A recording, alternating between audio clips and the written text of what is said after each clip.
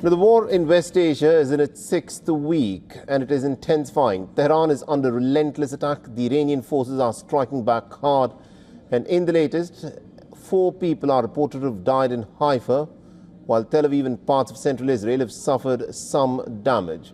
Our next report tells you more about what is unfolding in this war that the Americans and the Israelis have waged on Iran.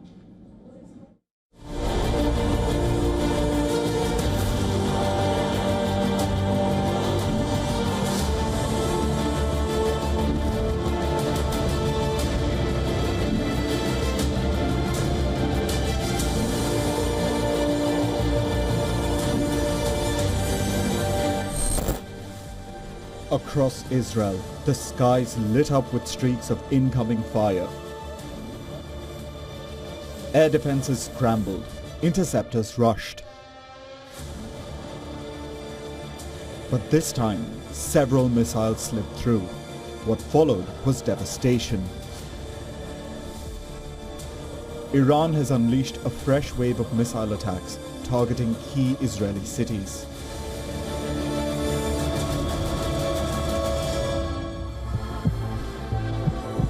Haifa took a direct hit. There was death and destruction. Buildings ripped open. Windows blown out. Streets covered in debris. Emergency crews rushed through smoke-filled alleys, pulling survivors from the wreckage. Residential areas in Tel Aviv and Petah Tikva in central Israel also came under attack. The car of my parents just exploded. Yeah, it was terrifying. It felt like I'm losing control. It feels like I don't know what is going to happen. Yeah, I think the war. That's the price of the war. Iran says it will continue to launch its retaliatory strikes and warns Israel and the US against targeting its civilian areas. If attacks on civilian targets are repeated, the next phases of our offensive and retaliatory operations will be carried out much more forcefully and on a wider scale, and their losses and damages, if they persist in this approach, will be multiplied. Israel also warns Iran against targeting civilian areas and says it has killed the Islamic Revolutionary Guard Corps' intelligence chief. The Revolutionary Guard is shooting at civilians and we are eliminating the leaders of the terrorists. Iran's leaders live with a sense of being targeted. We will continue to hunt them down one by one. With its targeted strikes, analysts say that Iran is now using more cruise missiles and multi-headed missiles, which are harder to intercept. The US and Israel have been claiming to have severely crippled the Iranian military, but the repeated waves of missiles and drones show that Iran still maintains its firepower to give punishing blows. Bureau Report, WION, World is One.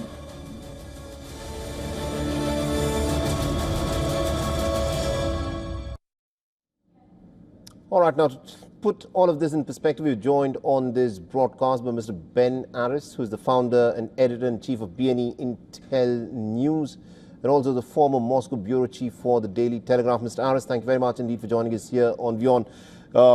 The fact that Donald Trump is, of course, expected to speak, we do not know what he's going to be addressing the media about, but the fact that he has threatened to blow up the Iranian power infrastructure and possibly Iranian desalination plants.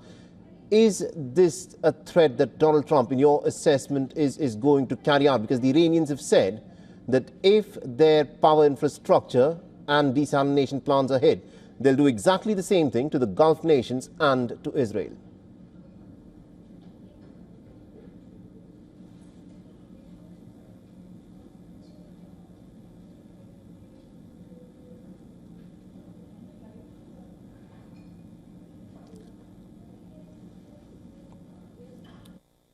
All right, I'm told we've got Mr. Charles Kupchan, who is joining us on this broadcast. Mr. Kupchan, let me in fact take that question to you. We expect the American President Donald Trump to in fact address the media in some time from now. But he's given out a threat, a very clear threat, that he will carry out attacks on Iran's power infrastructure and possibly its desalination plants.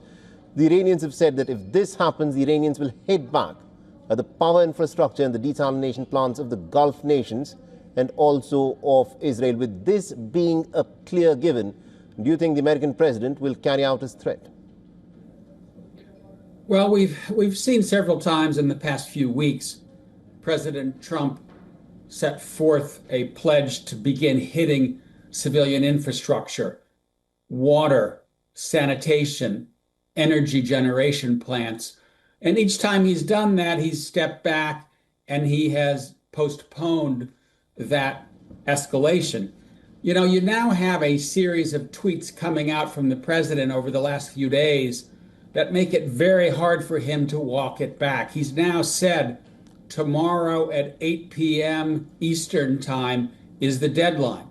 And if the Iranians don't make a deal and open the Strait of Hormuz, then we are going to proceed to hit them. And he has said we're going to bring Iran back to the Stone Ages. I think it's hard for Trump to make those kinds of claims, black and white, quite stark, and not follow through. So my best guess is that we are getting into a potential tit-for-tat escalation in which the United States and Israel broaden the range of targets. And as far as we know, Iran, as you were just reporting from Israel, still has plenty of ability to hit back. So they may retaliate by going after civilian targets in Israel as well as in their Gulf neighbors. And also, given the fact that there is a lot of fog of war with respect to the rescue operation of the pilots who went down after the F-15 was shot down. The Iranians saying that this wasn't just an ordinary rescue operation to get the pilots back. This appeared more to test the waters to try and see if the Americans can in fact try get at the enriched uranium of the Iranians that is apparently there at Isfahan. Do you think this is just fog of war that the Iranians are trying to spread, or there could be more to what the Iranians are alleging here? Well, I think that what we take away from the shoot down of 2 aircraft, as well as the damage that was done to other aircraft, that Iran still possesses a significant anti-aircraft capability. We don't know whether these were systems that they were simply hiding underground or whether they are new systems that have been developed. But even though U.S. and Israel have major control of the airspace, Iran still has the ability to shoot down American aircraft. What were those aircraft doing in Isfahan? I mean, we do know that there is a nuclear facility in the region. We think that there are around 1,000 pounds of highly enriched uranium in that facility near Isfahan. Were American troops in that region not just to extract the pilots that got shot down, but also perhaps to carry out some kind of effort to seize those stocks of highly enriched uranium? We don't know. That report is floating around. Maybe the U.S. was testing the water. We know that Trump has sent ground troops, special forces, Marines, the 82nd Airborne. So the capability exists to carry out a ground operation of that sort. All right, my final question to you, Mr. Kupchan, is this. This is what some of the military analysts are saying, that the Americans are in fact making some pretty good tactical gains in how they are inflicting damage on Iran. But given the fact that Iran now controls the Strait of Hormuz, and there is very little that the Americans appear to be able to do to reopen the Strait of Hormuz in the way that it existed before the 28th of February, although the Americans are winning this war tactically, they could actually end up losing strategically in this war. Well, you're pointing to an asymmetry in the conflict. The United States and Israel have clear military superiority. They can take strikes at will against targets in Iran, but the Strait of Hormuz is shallow. It's narrow. The Iranians can send out speedboats, mines, missiles from their coastline, as well as from islands that are off the shore in the Strait of Hormuz. And as a consequence, it's very, very difficult to open that strait short of war. And that's one of the reasons that you don't see a tanker escort mission now. It's too dangerous. The United States doesn't want to put its own warships in that region where they would be sitting ducks for Iranian strikes. So I do think that Trump needs a deal, right? He needs some kind of agreement with Iran to open up the strait and to get the oil and the LNG, the liquid natural gas, flowing again, because it's having huge impact upon the global economy. I think what Trump is doing is saying, I'm going to escalate to de-escalate. I'm going to put more pressure on the Iranians and force them to negotiate a deal.